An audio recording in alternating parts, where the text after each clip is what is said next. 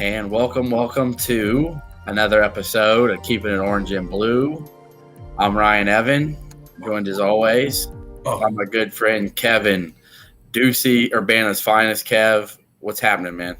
Sorry, man. I was making out with my wife, listening to that love music as we got ready to start. Oh yeah, that's why I was doing it. I figured I'd spread the love, man. So what's up? We go from T.I. motivation to like some like. I was hoping Bobby Brown was about to pop in, but it didn't work out. I was hoping we could, but I'm glad you got a little love in to start. I'm hoping that your weekend was as good as it started on the show. So yeah, it's funny. In 5th grade, or it might have been 6th grade, I had this little tape recorder, and I was tape recording to Roni, and every time it said Roni, I would say Mary, and I sent it to this girl named Mary Owen. She ended up being like part owner of the Buffalo Bills. Like she's a big time baller now. So that's Champaign Central's finest right there. Oh, okay. Well, hey, I did that to Marge Schott of the Reds former owner. She didn't really like it, so it's all good. I actually was in grade school with Mary, so like it's true. Oh, okay. All right. But anyway, welcome to another episode of Keeping It Orange and Blue, sponsored by Hometown Hype Apparel. They kind of got these cool shirts. I don't know what you're wearing, Kev. But yeah, the Keep It Orange and Blue shirts, you can order those on Hometown Hype Apparel. So get a hold of Scott, 278-0120, promo code Orange and Blue, 10% off your order. You can order one of these shirts. There's orange, blue, imagine that, and white as well. So youth large all the way up to 3X. Scott's a great guy and a Illini fan. Support a local Illini fan who supports the show. We do appreciate him. Every week that goes by, remember there's an orange out. Penn State, get you an Illini shirt. Head to Memorial Stadium and join the 10,000 new season ticket holders. Kev, love it, dude. What great news! Awesome, 10,000 new season ticket holders. That's right. I'm super stoked for the season, but there's a lot of cool things going on. Know a season ticket holder that might contribute to this show here a little bit later. So so we got some more stuff. Yeah, we'll be talking about that for sure too. But with this show, obviously, Kevin, you have mentioned you had a segment called Fade the Deuce, right? And people liked it. It was fun, and I know this is a big thing in your life. I'm got into it a little more of late. I wouldn't say I'm anywhere near your level of expertise on where to hit, what to pick, what not, but I thought and Kevin thought it'd be a great idea if we maybe could bring that and condense it down a little into its own show once a week, Kev, and but we had to find someone that could go toe to toe with you and had some expertise in the field of betting, gambling, Kev. And I might be stepping out of my weight class, Ryan. I know my guy here. He's pretty good. He except for Major League Baseball, but we'll get to that.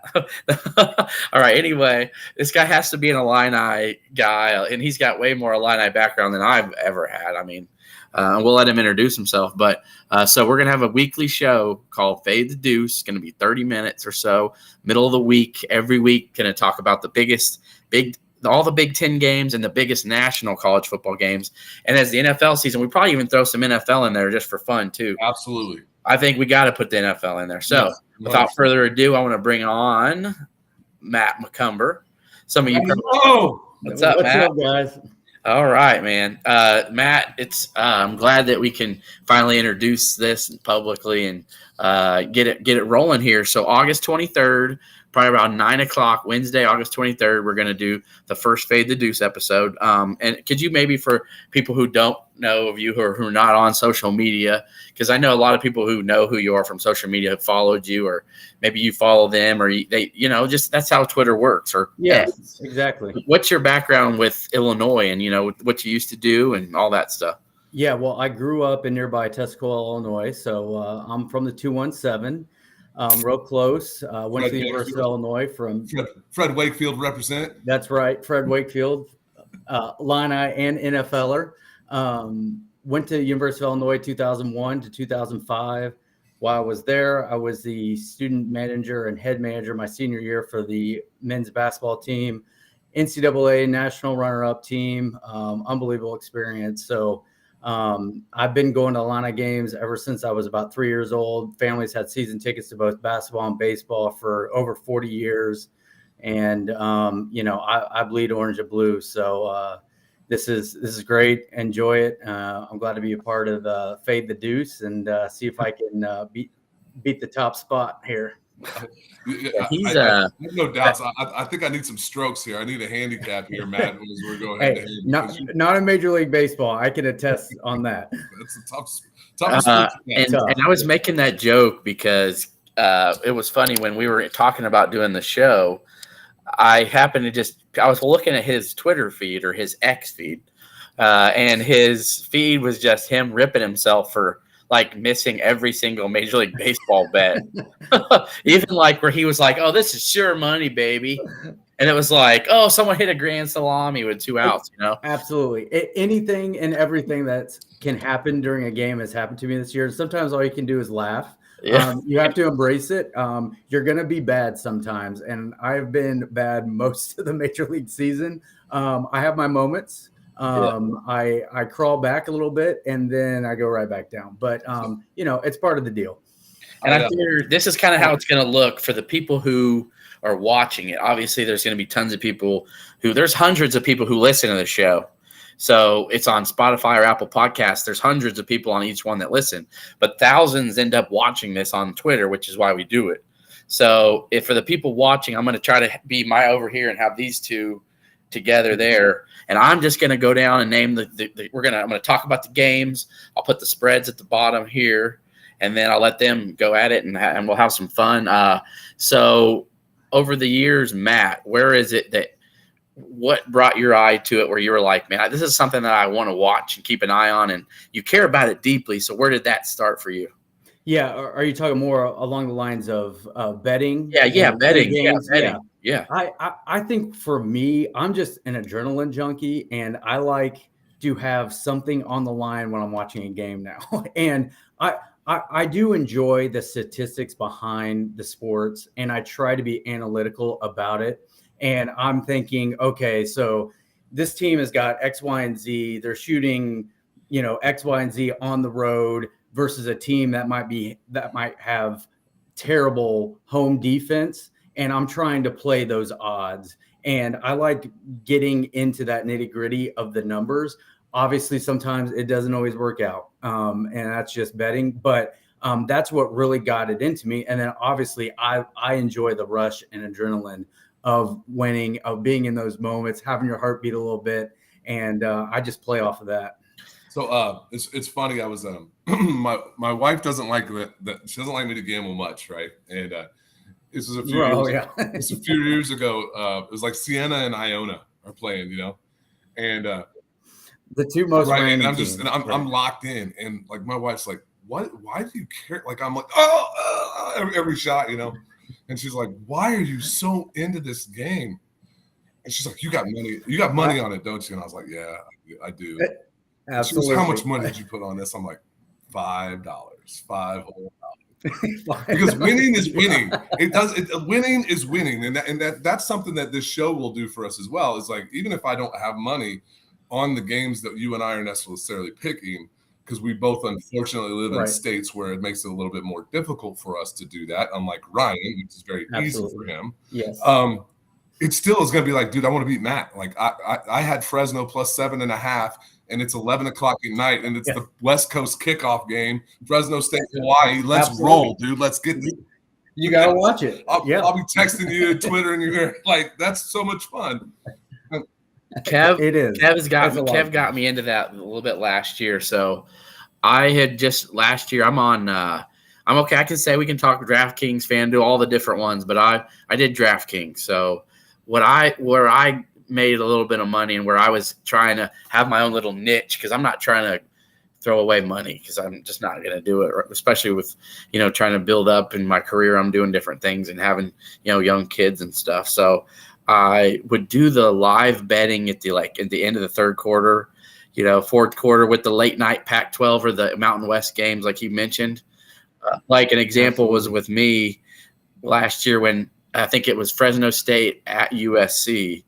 I knew that I think Jake Hayner had gotten hurt. So I looked at the spread real quick, knowing he was hurt before they changed the line. I'm like, no way in hell Fresno's coming back. Like, there ain't no way they're going to get to that 14-point plateau, and they didn't. I think it stayed 16.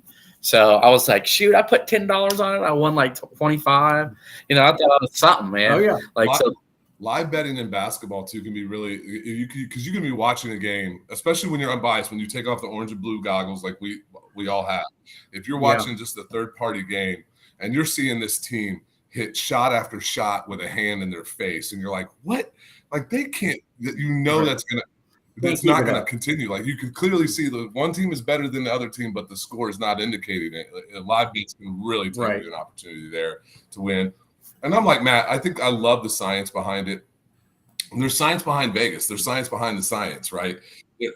Absolutely. And Ryan and I talked about this on the show last year early on, is that, Vegas will get the pro bettors. It'll knock the pro bettors off early in the season. I mean, first 3-4 weeks of NFL, college, pro bettors struggle. I mean, you look at Scott Van Pelt's numbers, you look at Colin Cowherd, you look at Brad Evans. First few weeks in football, they're just like, boom. And all the Joes are getting sucked in and winning these bets. And you're like, what is going on? And then all of a sudden it flips. All of a sudden the pros recognize the Commanders are getting 3.5 points. That line makes no sense. They should be getting 11. I'm jumping on the Commanders getting 3. Right. Right. And then the win outright. It's crazy. Yeah. All right. Well, I think you know what? I brought you on here for that introduction, but I wanted you to be part of this too.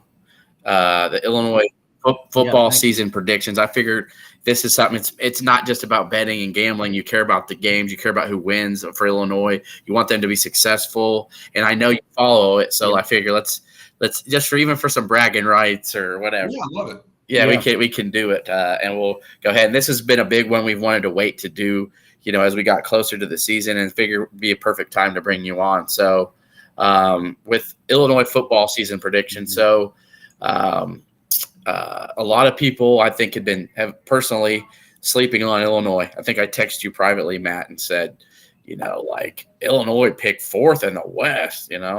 Like that's just ridiculous. Like slap in their face.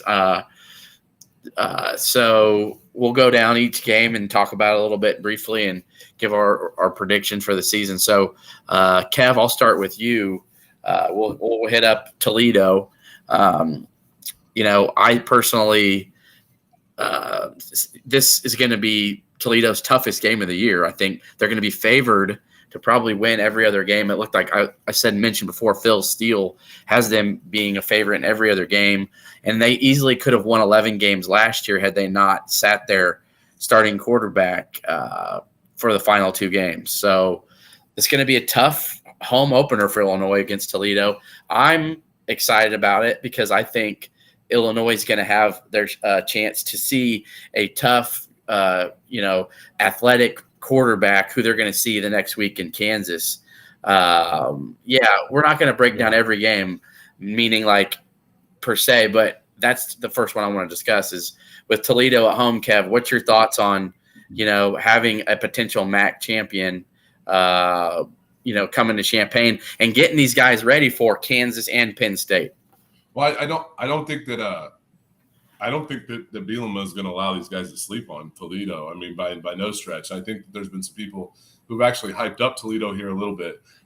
Some of the podcasts I listen to from a gambling perspective have already broke down this game, and most of them have been on the Illinois side. And I think Illinois is minus 10.5. Last I looked, I hadn't really checked before the show. I do think Toledo is going to put up a fight, though. I think this is a really good football team.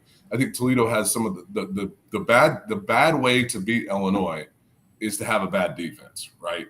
Because Illinois, I think, is going to have a very good defense, and I think we're going to have above average offense. So to beat us, you're going to have a solid defense. I don't think Toledo has that. And so, therefore, I think we're going to score. I think we're going to score more than enough to win. I think Illinois probably covers it. I'm looking, obviously we'll make a game time prediction of that week coming into it, but I think Illinois is going to win that game somewhere around like 34-20, something like that. And Matt, I don't know if I give him 20 points, 34, 34-14, something like that. And Matt, I think If I think you might disagree with that, actually, right? On Final the score, final yeah, like score. yeah, Yeah, I think I had more like what was it, 34-10, somewhere 38 to around 7. there. I have it in a text. 38-7. Okay, Woo! there we go. I couldn't remember exactly what I texted you, but Yeah, there we go. Opening that can. I will say Toledo is a very good team. They proved that last year. They're going to prove it again this year, especially in the MAC. This will prepare them for the MAC. They'll be a very good team. It's all going to depend on the first half here with the new quarterback in the system. He gets his feet. Luke Altmaier, I would assume, is probably going to start for the Illini. He gets his feet underneath him and gets some confidence there. I think this could end up the score I said, 38-7. Now, if there's some struggle time, I think Kev's right on the money there. I think there could be some, a little scary moments there in the first half where the Illini are going to have to put up a fight and really defend them. But I see them covering here and taking it first game. I think, Finn, I think's his last name, the quarterback from Toledo. He's, again, Jaden Daniels and him are similar in some aspects. I don't believe Daniels is a lefty, though, for Kansas. But what I love about this is Toledo does have some shifty receivers. They've got, tough, speedy kids who scrappy, is the word. And they're not going to back down. But I think you're going to see this Illinois defense and how good that front seven is. Technically speaking, that's the difference. Toledo's not going to see anything like Illinois. They may have seen Ohio State. I think they played Ohio State last year. But that was really the only thing of the next two seasons or the last two seasons that they've seen anything like the front seven of this Illinois team. I think having Ezekiel Holmes back and having Bryant, but then we're like, okay, cool, but we're not even talking about Gabe Jacobs or Seth Coleman right now either. Like, that's just ferocious. And having Charlie Bullen coming in and coaching them up even more, and just knowing that Johnny Newton and Randolph have that chip on their shoulder that, guys that could be drafted in the first 3 rounds. Toledo's not going to see anything like that at all. So I think that's going to be the difference. It may be 7. I would say I think Illinois is going to be able to run the ball pretty effectively, and I'll say 35-10. It might be, it could be 35-17, but I still think Illinois is going to cover. Yeah.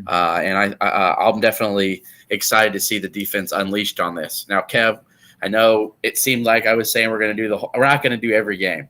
That's the most important one for right now. But I will say we'll go ahead and do your the highlights of the season you think for Illinois, maybe where they could slip up, and what you think they're or surprise a team, and then the win total at the end. So, Kev, go ahead. I'll let you give us your win total, and then maybe where a game you think they slip up, and then maybe a game they surprise somebody. 10. I'm saying 10-2. I'm bullish. I'm real bullish. I think the schedule is tough, but I think it sets up pretty nice for them. When you look at the overall schedule of this team and you say, what is the actual toughest game on paper? It's September 16th when Penn State comes to town. You got big noon kickoff here. I think the stadium will be electric. But that being said, our fans are fickle. They just are. They're a fickle bunch. I think that Kansas game is going to be really critical. I think it's going to be critical to what we see in the attendance come September 16th against Penn State. That also scares me with having a potential letdown the following week against a pretty good FAU team. However, you look at this, and Kansas is like Toledo in that sense, is they're a high-powered offense, and they're going to find a way to score some points. Their defense is suspect. And so I just really do not think that that's the way to beat this Illinois team, because I think this Illinois team is going to find a way to grind it out running the ball. And so overall, I see a 10-win season. I mean, I would predict that there's going to be some losses maybe that don't make sense and some wins that don't make sense. I think when I broke it down, I mean, I'm looking at Kansas and Penn State. I mean, they go 1-1 there, and I'm still confident in a 10-win team, because I don't see any other games on the schedule that I go, oh, Illinois is going to lose that football game. What else is there? There's Iowa on the road is going to be a really, really tough game. I don't want to. I'm going to say this mine before we do my whole breakdown. And Matt, I'm going to say at Maryland's going to be a tough one. That was my pick. Very tough game. Depends on what Maryland team shows up. Yeah. Because the right Maryland team shows up, they could beat the snot out of us. I mean, you never know with them. Or we could win by 35. It's just an odd team. Yep. But yeah, those at Maryland, at Iowa, at Minnesota, all some tough games. And Minnesota and Iowa are going to do the two things that they're going to be able to stop the run, and they're going to be able to play some defense. Are they going to be able to score enough to beat us? Is the question. And now Cade McNamara, like, how serious is his little issue? Like, and there's no way that Coach Ferentz is going to come out right now and be like, he really did aggravate it. It's probably going to be out a few. He's not going to say that. It was like, oh, it's not a big deal. It wasn't anything serious. Yeah. You always got to you have to take precaution with that. But just knowing Cade McNamara's background, that's still a cause for concern, especially if that's just in practice. What about when he's got, Penn State's defense or Illinois' defense or, Michigan's defense chasing him down? That's going to be constant. So, and Lucas popped in our chat here. Lunkers with Lucas. Want him to take me fishing sometime. You come down to Lake Texoma. Me and Matt will meet you there, and we'll go grab some stripers. So striped bass at Lake Texoma. No, he says we got to stay healthy. Absolutely. I think Illinois has depth. I think I said this on our show last week. I think Barry Lunny was very cautious with the team last year and had to think about so much of the quarterback depth position and the running back depth, where we didn't really have much of either last year, where he trusted those folks. I think there's a lot more depth at both those positions this year. The two areas of concerns that I have for an injury are defensive line, specifically Randolph and Newton. That would be a very bad situation if we lost either one of those guys for some significant amount of time. And then on the offensive line side of things, especially when you look at our three returning starters, I think those guys are really critical to what we're doing in Chrysler, Adams, and Pearl. I think the other two spots, we've got enough depth. We've got some interchanges. But if we lose either one of those three guys for a significant period of time, it could be very detrimental to overall what this team can provide. So everywhere else, I think Illinois has significant depth that we're building a program here that doesn't – I wouldn't say it doesn't concern me, because, of course, it concerns you because there's a reason why guys aren't first team. But if Altmaier goes down, it's not quite the same last year as when DeVito went down, in my opinion. Granted, Art's got a little bit more experience than, say, O'Leary, but Paddock's got a ton of experience there. And then we've got a ton of depth at the running back position. I think we're developing depth at the wide receiver position. Elsie and Miller are showing really well. So I'm going to say 10-2. So long-winded way of me saying that. And if we stay healthy, obviously. So 10-2 winning the West, correct, Kev? 100%. Okay. So we'll be in Indy. All right. I'm ready. Let's go. All right, Matt. Hey, me and Kevin were pretty much about to plan. No, I bought my plane tickets and my hotel, so I ruined it all there. I jinxed it. Yep. All right, Matt, let's go. What you got? I'm going with 9, so I'm one below Kevin, but I feel the same. I look at this schedule that the Illini have before them. Yeah, there's maybe up front or a couple scary games. If your head's not in it, you could drop one, and then I don't want them to hopefully look forward to that Penn State game when they're playing Kansas on the road with a very talented, as you mentioned, Jalen Daniels coming off an injury. They don't have the defense, but they're very skilled on offense, and he can do a lot of things. So hopefully that's not a look ahead to the Penn State game. And FAU is another very good non-con team. But you look at the Big Ten schedule, it's not going to get any easier than this year. Next year, the schedule flips. The Michigans, the Ohio States come back. And so this is the year to capitalize. And Bielema knows that.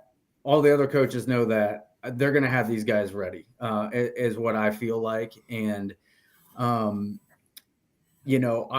I am just so thrilled, one, of what he's done in the state of Illinois, getting recruits and keeping them home. But two, Illinois football is not the laughing stock of the Big Ten anymore. You got to play them. You got to prepare for them. And Bielema had his team in every single game last year. They theoretically could have been a 10-11 win team. Yeah. They had some bounces against Indiana go wrong. The Michigan called late. I mean, and they were 7-1. Yeah, exactly. They're sitting at 7-1 in the middle of October. So it can be done again with the same type of schedule. So I'm going 9 wins with a possible 10th of a bowl game. Yep. But do you have them at 9-3 winning the West? I got them winning the West. Okay. Yes, I all do. right. So they're going to be a rematch against Penn State. There we go. I think, you know what, two or three of those Big Ten Network commentators, I think Jerry DiNardo agreed with you. Mike Hall says that, and so does Howard Griffith. And I think that's a matchup that if Illinois, which I think Illinois is going to beat Penn State, I have that as one of their wins. That's a team in a game that Illinois, if they were in the Big Ten title game, and Indy could win that again. And then I don't think, though, before we get ahead of ourselves, I'm pretty sure the Rose Bowl wouldn't be where they went, though. I think the Rose Bowl is a college football playoff game this year. So I think even if Illinois, let's say they were 10-2, and they wouldn't be in the playoff probably. So that stinks to a degree, but I think they'd be in like the Cotton Bowl or something. So Matt and I'd be all right with the Cotton Bowl. Yeah, I was gonna say you'll be okay with the Cotton Bowl down there. All right. I'm staying at House McCumber. I'm driving down from Oklahoma City to Dallas. There you go. Zaxby's for everybody. All right. Which I like Zaxby's, by the way. Only when I go to Kentucky do I eat it. But so I got 9-3 too. I want to be different and say 8-4, but I'm not going to be the guy that's going to I can't say that just to. Just be different. 9-3 is where I have them. And while I do agree with Kevin, 10-2, I think is very, very possible. The only reason I'm going 9-3 is because I want to also be a little cautious because I know what happened with Michigan State last year. I know there's going to be one game where we're like, oh yeah, this is a game where we take care of Minnesota every year. We got their number, right?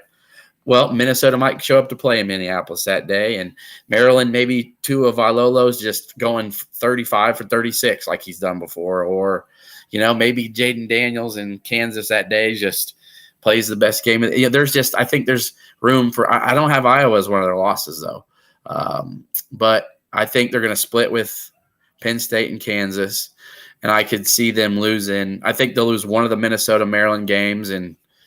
There's going to be one game in there where we just don't see it happening.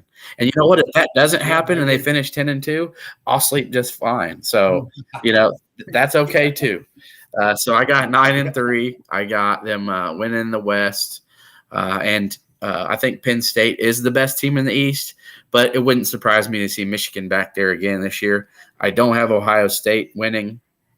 I know they've won several times with new quarterbacks, but, you lose C.J. Stroud. Who are they plugging in? I'm not sure. And I do know Penn State's got Drew Aller, who's new, but I think Drew Aller has at least gotten to play even in mop-up minutes, and Franklin loves him, and the Big Ten crew thinks he's legit. I think it's a great thing that Illinois gets Penn State that early in the season too. They get him early, and it'll be his first road game, starting in a big hostile environment with big noon kickoff. I think they get West Virginia and Delaware at home, and then they got to come to Illinois and face a front seven that they probably won't be seeing, but maybe one more time the rest of the year. Maybe, with Ohio State, I guess Michigan, but still, I think having them early is big. So that's why if this was in Happy Valley, I got to be honest. If it was in Happy Valley in like week 9, I would pick Penn State. Yeah. But I would have said that last year before they went to all those damn overtimes. Yeah, that's true. I'll say this: you guys took Penn State to meet Illinois in the Big Ten title game. Ryan, you said I'm taking Michigan. I'm taking Michigan. I think Michigan's a college football playoff team. I think that Harbaugh has finally got his team where he wants it to be. They're playing physical football. I think that Ryan Day has a little bit of born on third. Thought he hit a triple syndrome. I think there's a ton of talent in Columbus. Don't get me wrong. I mean, on both sides of the ball. But I'm going to go with the more experienced I'm going to go with the most experienced quarterback from those 3 teams, and I'm going to take Michigan I think Michigan's going 12-0 most likely, and they'll see Illinois in the Big Ten championship. Hey, look at that, Kev. Gary Culp listening from Costa Rica, taking us to 9-3. Heck yeah, Gary, we love it, dude. That's right, Gary. Gary's got his awesome. International, keeping it orange and blue, going international. Yeah, hey, hopefully you rep this in Costa Rica. By the way, I want to go there one day. We'll see how that works. But we appreciate everybody listening from wherever the heck you're at. I think 9-3 is a real popular consensus amongst folks who followed the program for a while just with the defense, but I think 10-2 is not even as wild as that could sound, Kev. I think that it's very, very possible. Well, so hold on. Let's look at this thing when we're saying this, and I think we're all in agreement here. Ryan, you even brought it up. Illinois played 13 football games last year. Of those 13 football games, where could you say definitively that team was the better team than us? I think it was one time, and you already said it. I think it was the Michigan State game. Yeah. I think the rest. The Purdue game is questionable. But I can't say – I think Michigan State played better than us that day. Yeah, I can't sit here and say that I think Purdue played better that game. I don't think that's true. I think had Illinois got the same type of pass interference type calls, I think you have to call a game – if the game's called even, which there's always one side's going to feel differently, but I think nationally it was talked about. Well, the interception was the Witherspoon interception was so huge. They throw a touchdown on the next play right before the end of half. It changes the whole concept of the game. Hightower's no touchdown against Indiana, and then we have all the questionable stuff against Michigan, and then the bowl game was right there. The only game I could say that I think Michigan State was Michigan State. Matt, would you agree? I think Michigan State beat us. I'll take that. I totally agree. Could have won every single game, but besides that Michigan State game, the bowl game, they're winning the entire. And honestly, at that bowl game, their wide receiver stepped out of bounds before he caught the ball.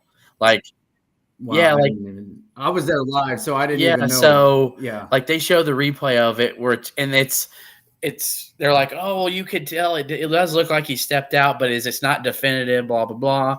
You could see he stepped out, but they didn't reverse it. It is what it is. Illinois blew the lead at the end of the game, and I think from what I've been told, what Coach Bielema has been preaching to the guys too is look at all that meat you left on the bone from last year. Don't finish all the meat on your bone this year, because if you can do that, if you can clean your plate, I'm telling you guys, you should be an Indy. And I know these guys were just stewing after the way it ended last year. I think they finished 1-4.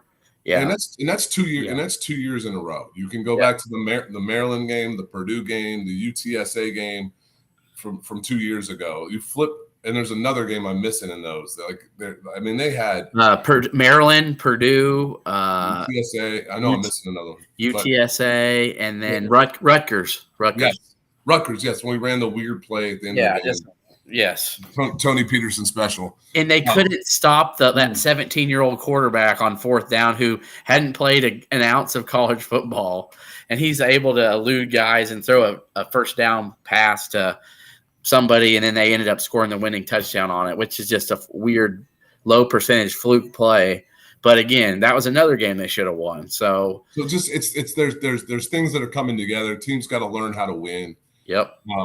Matt saw it firsthand. He was on the sideline with the team that when they finally realized who they were, just beat the snot out of teams. I think we might have a football level special season like that this year for us. Yeah, I sure hope so. It does. It's the art of winning is a real thing, and you have to crawl before you can walk, and walk before you can run. And there are steps and things you got to go through, some major letdown moments before you can get to that next step. So hopefully, this. Matt, were you there when we lost to Duke in the Sweet 16? Were you? I was, yes. And I imagine that stung a little bit for those guys because we certainly looked like we belonged on the floor with those guys. Absolutely. Yeah, I was in Atlanta, Georgia. I remember it just like it's yesterday. I actually was filming the game up in the 300 sections as a student manager, and JJ Redick Yeah, Luol Deng. Was Luol Deng on that team? Did I you know Chris think Duhon had so. some rib issues? Yeah, Chris Duhon. Yeah. Yeah. But I mean, both sides uber talented, and the Illini were just maybe a little Yum. young in some spots here and there. It was but, they lost by 10, and I remember it was just like Illinois was just a half step behind, it seemed. It was, yeah, and it was a couple balls didn't bounce their way, didn't get to 50-50s, there was a couple charges here and there, swings momentum of the game, especially Duke. You know how they play and how Krzyzewski always, taught his guys defensively. But I think that Michigan game last year is kind of the Duke game. I think that's going to have that resonance with this team. That's my thought process. I don't feel that you can put the bowl game in the same regard because the bowl game was you had guys who were already prepping for the NFL. It's just different. Felt right, yeah, not playing. And I will say too, Mississippi State pretty much had all their best players playing, and I think they only had one or two guys sitting out. And Illinois had their four best players probably set out, or three of them, yeah. And then and then you had other guys like, was it Hightower didn't play, and then Luke Ford couldn't behave himself. So, we had a bunch of guys that were contributing, just were not there, which is a big deal. Yeah. And I don't know, Matt, do you want to stay and finish this episode out, or are you? That's fine. Okay. I just want to. I don't want to wear out my welcome with you. I know you were just kind of your first time. We don't want to push you past the 40-minute mark. You got to get your what is that? Your sea legs. Okay. I'm gonna need to get a beer now. Yeah. What, Kev? You're drinking a beer? What? Yeah. Oh man. So from sounds, some notes from camp. We'll go over that real quick, and then talk a little about Illinois basketball in Spain. I'd love to get Matt's insight on the basketball team. I mean, I assume that Matt, you've kept up with what's going on over there in Spain. The lack of shooting, but overwhelming teams with depth and athleticism, and get your thoughts on that too. That'd be pretty cool. Yeah. So go ahead. Yeah, I mean, if you want to go to that, or do you want me to finish the camp stuff real quick, Kev? What I'm hearing from camp. What do you want to do? Go ahead and finish the camp. All right. Cool. All right. Yeah. So obviously camp has started, but what am I hearing out of that so far is it sounds like, and we had him on the show. I did over the summer. I think Kev was traveling, but I had Demetrius Hill on the show, the FIU transfer, who was a freshman All-American. Sounds like he's already, making a name for himself and super impressing a lot of people. I'm expecting him to see quite a bit of time and to play into that factor of a guy like Sidney Brown, who's already 9 tackles in his preseason debut with the Eagles. Yeah. Super impressive. And then on the offensive side of the ball, it sounds like, not just from what Brett Bielema mentioned in his presser, Pat Bryant and Casey Washington are sticking out as the lead dogs there, but Malik Elzy and Sean Miller have been impressing people along with Ashton Hollins. So it looks like there's going to be a lot better depth on that receiving side of the ball and guys who can make plays. And I didn't even mention Isaiah Williams yet. Right. So I think that wide receiver spot is going to be a whole lot better than maybe we were thinking. Altmaier, sounds like Leary and Paddock. I think Paddock's, impressing them with his leadership abilities, the Ball State transfer, and Leary, they're pushing hard to be the backup quarterback. And I think Altmaier just has a little bit on him athleticism wise, and he throws a really good ball, intermediate wise at least. And the tight end spot to me is Griffin Moore going to be able to produce, and the transfer from Colorado State, I believe, is Arkin. Yeah, Tanner Arkin. Yeah, Tanner Arkin. I think you're going to see those guys, and maybe Henry Boyer even a little bit blocking. So the running back position, as Kev mentioned earlier, Caden Fagan apparently just looks like a grown man, running the ball. It sounds like Brett Bielema's really got those big physical backs we always saw at Wisconsin, right? Like Clay, Monty Ball, Melvin Gordon. It looks like, he's got his McCray and even Love showing out pretty well, but then having Caden Fegan come in and possibly get some carries. I know Jordan Anderson, I guess, was dinged up a little bit, Kev, as you told me last week. And Aiden Lawfrey in there, I guess, broke one and took one to the house. He's a guy that I'm expecting to see get some kick return, punt return type situations because of his breakaway speed. I think Lenny's going to do what he can to get the ball in the hands of Lawfrey, Beatty, Kamari Wilcher, those guys in space. Obviously, he did a really nice job of doing that with Isaiah Williams. I think you have guys you can do that with as well, and those guys this year that maybe didn't utilize much last year. Another interesting thing: did you see who was punting in the scrimmage? Caleb Griffin. That was my final note. Is that Hugh Robertson was left so much to be desired last year. I was just scratching my head thinking, why would Brett Bielema let him be our punter? Like, because he was hurting the team. Who was it? Who was punting, Kev? Caleb Griffin. Yeah, Caleb Griffin was punting. That's a heck of an athlete. Wow. That's a 217 kid right there. So from Danville, the second right. Dirty D. Yeah. Not everyone's favorite Decatur, but Danville. Watch out for Danville. Hey, nothing wrong. Julian Pearl and Caleb Griffin, both from Danville. But it sounds like, from what I've been told too, that David Alano even might come in and kick some if Griffin's having to do kickoffs and punt. I think they have enough confidence. David Alano has already showed them his talent. Like, he's going to be the kicker of the future. There's no doubt. There's no way in heck. I think Alano will be kicking the next 3 years. He'll be starting. I think Griffin's going to be the guy this year to start, but they might even have some games where if Hughes just, don't forget Declan Dooley's there too. I mean, he was a really highly thought of punter from high school. So, but I think Hugh Robertson was really good the second half of the season. The first half of the season was really poor. He was bad. Yeah. But that's exciting for Caleb. I think he's worked his butt off to get to that. But the special teams, the bottom line is the special teams are going to be a whole lot better this year. All the staff feels that way. That things are just a lot more clean, and they expect better field position, and confident in the kicker. And Caleb Griffin had a great year. I mean, if you remember, he had a big kick against Indiana last year that I had no confidence. I was like, no way he's going to make this. Just he had struggled a little bit the year before. But from the beginning of last year, Caleb Griffin showed that he can make those big plays. But Matt, from the sounds of everything we've heard, and maybe even you've heard from camp so far, does this feel just a little bit different than years past to you? Like, these teams are just legit now with Brett Bielema as coach? I really think so. I mean, he's got a plan, and he's implementing that plan. And I didn't know the previous staff before. I mean, I know who was in charge and, the coaches around, but I always got the sense and the feel from people maybe around the program from afar. Now I'm not in Illinois, I'm in Texas, but that things were a little chaotic, unorganized were some of the words I heard. And it is not that way from what I'm hearing with Bielema. And this guy, I mean, proven track record. He knows how to win in the Big Ten. He's proven it. He's been in the Big Ten title games.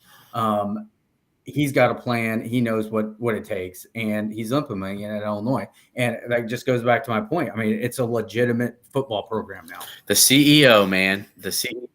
That's exactly right. He runs it like a business, and he's got the ship righted. And I think Kev, I don't know if you said it. Were you thrilled when he first got hired? Because I wasn't at first. No, I was pissed off. And we both were. And I started diving into it a little bit. And I wanted him from day one, and I called it before he was even hired. I said, that's who they should get. And I got some blowback there too, but it was for the same reason I just said. I'm like, this guy knows how to win the league. I don't care what he's done other places. Like, give him a shot. It can't be worse than what it was. Well, what thoroughly impressed me is it was first or second press conference. Somebody asked him something about Arkansas, and he said, yeah, listen, I left a program that was built, and we had a great deal of success there. And I thought that I could do no wrong, and I was a little arrogant and rested on my laurels. Yeah. And I don't know exactly what he said, but that's the gist of what I got. And I was like, oh my goodness, this dude's grown up, because what I saw was just like this big arrogant douchebag. I just thought he was a big arrogant prick that went to Iowa and coached at Wisconsin. I mean, like all the programs I want to be, don't get me wrong. But he started growing me immediately when I saw that. And then everything that he's done, he's just completely acting like a CEO of the program. And it comes down to this. In the last regime, Caleb Griffin would not be punting. He'd be punt returning. No way that would have ever happened. Right. No, I mean, yeah, right. There wouldn't be competition. We have competition at key spots. And, we have competition at just about every spot on the entire football team, with the exception of, Isaiah Williams, Keith Randolph, Johnny Newton, and everywhere else. Like, dude, you got to go win. You got to go win your spot. Gabe Yackes, Seth Coleman, got to go win your spot because you got guys breathing down your neck. And that's what it should be at the Division I, Big Ten college football level. And my last note on Brett was this, and not just the got to go home to take a ride on the wife comments at Arkansas, whatever. He said some things like that at a presser, but he had a reality show too. I don't know if you guys knew this or not. When he was coaching, you can look at it on YouTube. It's there. He kind of got full of himself into that third year after they were winning. I think they won 8 games, and he had some NFL linemen and a running back who Hunter Henry. He was rolling there, and he was like, they should have won 9 or 10 games. I think his 4th year, but injuries kind of derailed that year. One of the things he said about that was not just the arrogance, but he took for granted the depth he had on O-line, and he didn't think he was going to have three guys going to the draft. I think he had 2 or 3 one year. He didn't think they were all going. So that destroyed his next season when he had not as much depth as he wanted, and he didn't have guys ready for those spots, meaning like they hadn't played much. And that really hurt him, and that's where the dwindling started going down. Had Brandon Allen as a quarterback too. That didn't hurt. The Cincinnati Bengals backup quarterback. Yep. We had an NFL running back, and then offensive linemen, obviously, and offensive, NFL tight ends. That doesn't hurt either. But the arrogance and the depth issue at O-line, which is where you see him hitting 5, 6, 7 guys in each class, to have that depth. Because people are like, well, do we need another offensive lineman? Why do we get another lineman? And in the transfer portal. Yeah, and in the transfer portal, because that killed him in Arkansas. And he said he's not gonna let that happen again. So that's a whole different Brett Bielema. Now, quickly, as we wind down the show, Matt, we've got Illinois 3-0 and Spain. Obviously, a lot to take away from that. The 2 of those teams, I think, really weren't adequate competition to judge per se. But that first game against the Valencia All-Stars, plenty of guys on that team who played decently level high pro ball. Illinois fought through things, came back and got a win. But the whole time there, they didn't shoot the 3 ball very well at all. 21% over 3 games. Yeah, 21. I was going to say they'd be lucky. Would you say you think that's something that fans should be really worried about heading into October, November? Domask didn't play, who's going to lift your percentage up 5 to 10 points when he's shooting anyway. You saw Nico already hitting some. I think he's going to be more valuable than we think. But knowing that they have guys like Justin Harmon, who shot 34% last year, and Goody, who's going to be a 35% shooter when he gets all said and done, is that something that you're really worried about right now after 3 games in Spain? I don't take too much stock into it right now. I mean, I think I was lucky enough when I coached college basketball. One, as a manager at Illinois, we took a foreign tour to Sweden, Finland, and Estonia. And then when I was at K-State, we went to Italy and Switzerland. So I've been on these trips. It is a grind. It's a lot of fun, but you got to understand they're taking a flight about 18 hours. These are big dudes sitting in coach seats. They're not flying first class. I promise you that.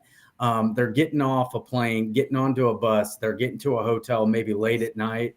And then they'll have one day before that they sightsee during the day, get into practice, a little shoot around about an hour, and then they play the next day. So, I mean, come on, it's a little different than, going to play at Iowa on a Wednesday night. Now, yes, do they need to be better shooting the 3? Absolutely. 20% is not going to cut it. I would think this team can be around 33 to 35%, hopefully for the year. That would be a major, answer prayer. Like guys see Kevin. But like to your point, the Damask, I think he automatically gives you some percentage points added to that. And then again, Luke Goody's going to shoot better. It's just going to be a fact. How much does the ball make? But I really like the makeup of How much does the ball make a difference to the guys?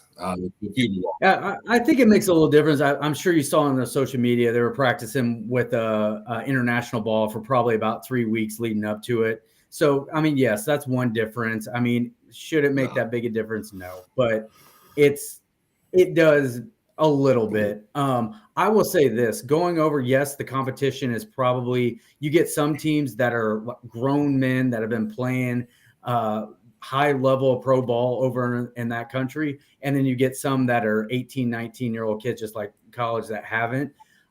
It is always very physical. The Europeans, they kind of get a knock for not being physical, but when you go over there and play them on their home turf, it is a physical brand of basketball. So I didn't get to watch any of these games, but I'm anxious to maybe talk to a member or two of the staff to see, how they thought the physicality was. You're pretty decently close with Chester probably then, right? Yeah, I worked with Chester Frazier first of all, I was a student manager when he came to University of Illinois, and I was the first person to pick him up from the airport. Man, that's cool. I was the senior manager and picked him up from the airport. And then I worked with him at K-State with Coach Weber for 4 years, and our offices were right. And that's why I'm asking, because when you said you were on the staff at K-State, I knew that you were close with Chester just because I'm like, hey, he was on the staff with him like the whole time, right? Yeah, absolutely. So, Chester and I still keep in touch here and there just through Instagram and stuff like that. I love watching his live videos. Oh my goodness. Oh yeah. He's a clown in the best way possible. And he knows I can call him that, but he's hilarious. And he's got a great way to handle the athlete of today. I think they really respect him. He knows how to coach him. And he doesn't take it so serious. When he's on the court, he's absolutely 1,000% serious, but he's loving on them behind the scenes too in the best way possible. So Illinois had a grand slam with hiring. Some of the things I talked about on our last show, when you look at the 3-point percentages, you have to look at who's taking them and what the percentages are. And absolutely. Does that concern you? Like, we talked about it our show last week. Sincere, his nickname is Buck. I was going to start calling him Chuck. He shot 14 times the first game. He went 1 for 5 or 1 for 6 that game. Today, Goody and Shannon go a combined 1 of 10. And we were 7 of 26 from 3.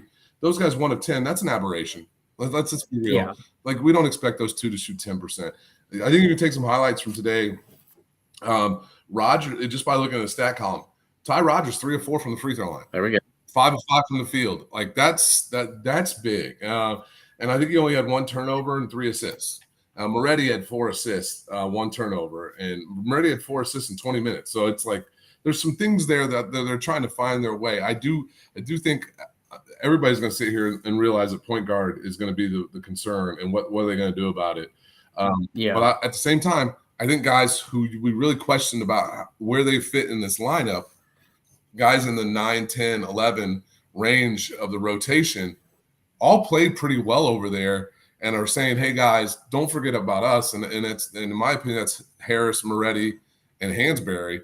And I think all three of them raised their hand at this trip and said, hey, we're going to make things really tough on you, Brad Underwood. Figure out what you're going to do. And Tim, I got to be honest. I'm telling you, I have really liked, though, what I've seen from Nico Moretti. I think he's going to be a guy who can give Illinois some minutes playing the point guard to give them some stabilization of a guy who's not going to turn the ball over, who can handle the ball, he can handle pressure, and if he's open from 3, he can hit those, and he's shown that. It's the nightmare Brad's going to have to deal with, because if you look at it, you add Demosk, and I'm sorry, Demosk, that's 12 guys. If you're counting those 3 guys as possible contributors, that's 12 guys. And I say that, Lord, that make Bruce Weber pull his hair out, huh, Matt? There's times, though. I guess my point is he's not going to be a guy that's just going to come in game 1 and we're going to expect Nico to handle the ball a lot. There's going to be games where Ty has 4 or 5 turnovers. and maybe Dre's got a couple fouls, or Harmon had turned it over a few times, and they need someone to come in. And I think Nico's got the presence and the demeanor where I don't think he thinks anything's too big, and he's kind of a cool cucumber type of dude. And I think Nico could help that. But I have confidence enough in what I've seen from Dre Gibbs Lawhorn. I think he's going to be a nice surprise. I think it's interesting. Before they went to Spain, me and Kevin had him on here, and I'd heard a lot of good things in camp, and no one was talking about him, right? Well, Dre gets on here, you get to see his personality, his perseverance, how awesome of a young man he is. And then he goes over to Spain and is dominating. Now everybody's writing articles and talking about, the emergence of Dre. Where did it come from? I'm like, well, they haven't even played a game yet, but I think it's already a real game. But he's always been this dude. I think when you watched him in Overtime Elite he was playing 5-star kids every game. Every game he was going against dudes, some who, are going to be top 10 picks, and he was leading teams in scoring in some of those games. Like, if you think him going up against UMKC is going to deter him, or Eastern Illinois, hey, shout out Rich McBride, right? Oh, that's right. Great for King Rich. Rich McBride just got hired as an assistant from Marty Simmons at Eastern Illinois staff. So I want to give him a shout out. Congrats. But there's not a big – I don't think there's going to be a spot that Dre Gibbs Lawhorn can't handle. And Amani Hansberry had a big double-double today. I think he's going to be a guy who does the dirty things that Illinois really needed a lot last year. There was so many loose ball rebounds and buckets given up under the hoop that you're just – I don't have hair, but he meant pulling hair out. Yeah. I would have pulled my hair out if I could have. And Amani Hansberry ain't giving that up to anybody. So he's got a great competitive drive and spirit. But I think Marcus DeMosk is the key, because he's basically Luke Goody, who's been there, done that. You know what I mean? Like, I think Luke Goody would have been a guy who, if he would have played 4 years at Southern Illinois, could have probably put up close to 1,500 points and, been a guy who was a leader of their team. But DeMosk's been there, done that, and he's super clutch. So there's a lot left on there that I don't think anyone worried should be worried about. Right. Well, Kev, anything? We're going to finish up here with our final thought. Super happy you could come on, Matt. And they won't ever go this long for you and Fade to do. So don't worry. Don't worry. Okay. But I do think that having Matt on, and when you can join us, especially during the basketball season, to talk about some of the ins and outs, we would really love to have you, brother. Really. Yeah, no, that'd be great. I would love to talk. Yeah. So and trust me, I think when hoops season is hitting, and even with football there, if you want it, whenever, we'll have you on. Definitely.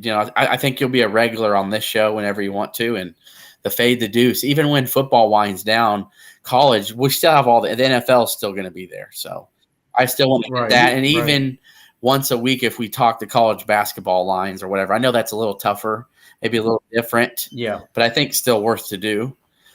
So, Kev, final thoughts. You got anything golf related? I think was there anything golf related to talk about Illini?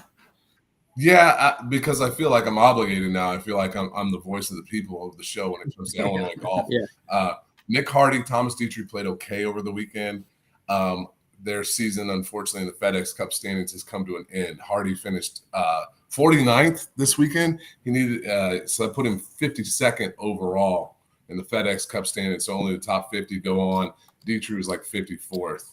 So unfortunately for those guys, not the best weekend. Stricker didn't play this weekend in the Champions Tour, and then Adrian DeMont de Chassart had his worst Corn Ferry outing. He finished top 40, finished 39th or something like that. So didn't play very well comparatively to the field this week. So not the greatest week for Illinois basketball. I will say this. My final thought is we struck gold with this young man here. I call him young. I think you just celebrated your 40th birthday, didn't you, dude? 41st. 41st. Yeah. And you got a kid on the way too, right? I do. Yeah. Is this your first one? So okay. Yeah. Wow. Finally doing it. But you know what? You lived it up in the first part of your life. You You've done some cool, man. You've done some cool things just from listening to you. Yeah. So your first part of your, I'd say this first half of your life, right? I think everybody wants to live to be at least 80. So we'll say that. Yeah. You've done some really awesome things, and me and Kev have got to experience being a fathers already. So I can tell you, to me, it's been the greatest joy of my life. So you get to experience that. That's awesome. So that's awesome, and I'm grateful to have you on here too. Well, thanks. I'll say this: that Matt and I share a mutual friend, Todd Adams. Known Todd his whole life, and Todd speaks glowingly of Matt. And he used to tell me all the time, "It's like, dude, you just got to connect with this dude somehow, some way." And so we did through social.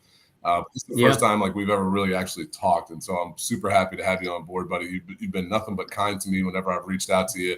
Like Matt and I'll DM each other at Twitter, but like, hey, what you like for this game, especially during the NCAA tournament, because that's when I love gambling the most. But right. We're keeping it orange and blue is blessed to have you on board, man. Well, thanks, man. I appreciate that. Matt Montgomery Chesney at the old Opry. Yeah, there you go. Yeah, you fit right in. Yeah, sometimes you gotta laugh at yourself. You fit right in, though. I promise you. If with those boots and the cowboy hat, I mean, not to interrupt you, Matt. Go ahead. I'll let you. You were. No. I was just saying I appreciate you guys having me on, and thanks for giving me a platform here, and hopefully I can beat the Deuce this year. It's going to be a nice competition. I look forward to it. I look forward to those 12:30 a.m. DMs of maybe a second half out west game. Yeah. So I'm super stoked about UCLA and Washington, Oregon, and USC being in the 10. It's just great for the conference, and I mean you can bet all day. So I'm happy. There's going to be late night Big Ten football. I'm excited about that. Like. Big 12, Pac-12 after dark. It's going to be Big 10 after dark. It's going to be from morning till dusk, from dusk to dawn. Love it. Matt, I smell a golf trip in Arizona. Oh, there we go. I like that. Because my uncle, Doug Ducey, the governor of Arizona, legalized gambling over there, so we're good. I'm not related to him, but it's just a joke. I was about to say, you never told me you have family in the government. Come on, man. Yeah. That's amazing. I'm going to look it up now. Yeah. Doug Ducey. Doug, that's awesome. Man. So my final thought. You can take some of my final thought before welcoming and having Matt join us for some shows and having a good time is keep buying your season tickets or just tickets in general to Memorial Stadium. I mean, I really think this year's going to be so much fun that you might regret it if you don't get to a game or two. And Kev, we do have the ticket. We can talk about it. I prep it. We haven't finalized it yet, but I have a very good friend here in Oklahoma City who bought season tickets. And the only game he's going to is the Penn State game. And he asked me, he's like, hey, do you know anybody who wants the tickets? And what Ryan and I are working on doing, and Matt, we'd love your help, your insight here. We're working on doing a raffle every week. We give away these 2 tickets. And basically, we're going to Keeping It Orange and Blue is going to adopt a charity of our choice. And for every $5, we haven't said it yet, but for every $5 you donate, you get your name entered in a raffle there. And we're going to raise money for a foundation, probably something to do with kids and illness that's there. And then we're going to also send some lucky folks to some games. And you can donate those, give those tickets to whoever you want, but it's a way that we can give back to the community and support Illinois football this year. Awesome. Yeah, that'd be great. 100%. So I'm on board with that, man. And anybody else who me too. May have tickets or you not know what to do with them. We'd love to. Yeah, we'd love to help you get that figured out. And, we just want people there who don't, even if you can go to a game, go to a game. But there's people out there who can't go to a game or can't get the funds to do it, or kids who'd like to go, who haven't gone to their first games or whatever, that we could try to help out. And we know some people who have, charities, foundations, and do things like that have helped put hundreds of kids got to go to their first Illinois game over the last couple of years, which I thought that was neat. So I think that's something we're going to be looking into. So anyway, it sounds like 10,000 new season tickets. People are believing in what Brett Bielema's got going. Josh Whitman has things rolling, in my opinion. You could tell the smile on his face with his thanking the fans. And so just be a part of it and come enjoy maybe some tailgating in Lot 31. I know a bunch of good guys there who'll be posted up, and a bunch of live music before the games there in Grange Grove. I mean, it's just worth it. Go get to a football game this year. And 20 days, T-minus 20 days. And I'm just excited, man. It's gone by quick. But anyway, we thank you, everybody who subscribes here, who follows us, who subscribes on YouTube, Apple Podcasts, and Spotify. We do appreciate you. You have helped us want to make shirts and do a second show, for goodness sake. And Matt, where can folks follow you on Twitter for some of your gambling advice? Yeah, I am not a professional. I will just say that. It is ILL_Texan25. So got a little Illini twist to it now that I'm in Texas, and then 25 at the end. ILL Texan. I'll try to get I'll definitely get, when you guys are doing the Fade the Deuce, when you put your names in. Sorry, I'm going to retract that. I took the 25 off. So it's just ILL_Texan. All right. I wanted to make sure, but yeah, I did take the 25. So I'll get those names on the bottom line there so we can get all that going with during the show, Fade the Deuce. So I'll make sure everybody gets to see that. So, all right, with that said, we do appreciate you. Thanks, Matt. We'll be starting August 23rd for the first week of Fade the Deuce. Matt, have a great rest of your night, and soon, guys. Okay. See y'all. Swami out. Thank you. ILL. I and I. Hey, that's my